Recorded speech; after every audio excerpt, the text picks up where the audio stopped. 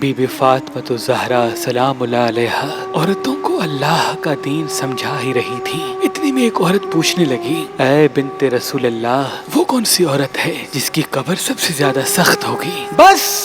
جیسے ہی یہ پوچھا گیا تو بنت رسول اللہ بی بی فاطمہ زہرا سلام اللہ علیہا نے فرمایا، اے عورت، یاد رکھنا، میں نے اپنے بابا سے سنا کہ قبر کی پہلی رات ان عورتوں کے لیے سب سے زیادہ سخت ہوتی ہے جو زندگی میں ادھر کی باتیں ادھر کرتی ہیں، چغل خوری کرتی ہیں، غیبت کرتی ہیں، زمانے میں بے حیائی پھیلاتی ہیں، جھوٹ بولتی ہیں۔ اے عورت، یہ 3 عیب وہ ہیں جو عورت کی قبر کو عذاب میں دھکیل دیتے ہیں، اور یوں ان عورتوں کی قبر مسلسل آگ میں جلتی رہتی ہے تب تک جب تک وہ روز محشر اللہ کی دربار میں پیش نہ ہو۔ یاد رکھنا، اگر قبر کے عذاب سے بچنا چاہتی ہو تو ان 3 عادتوں سے توبہ کر لو: جھوٹ بولنا، غیبت اور چغل خوری کرنا، اور زمانے میں بے حیائی پھیلانا۔ جو عورت اپنے وجود کو ان 3 خرافات سے پاک رکھتی ہے تو اللہ اس کی قبر کو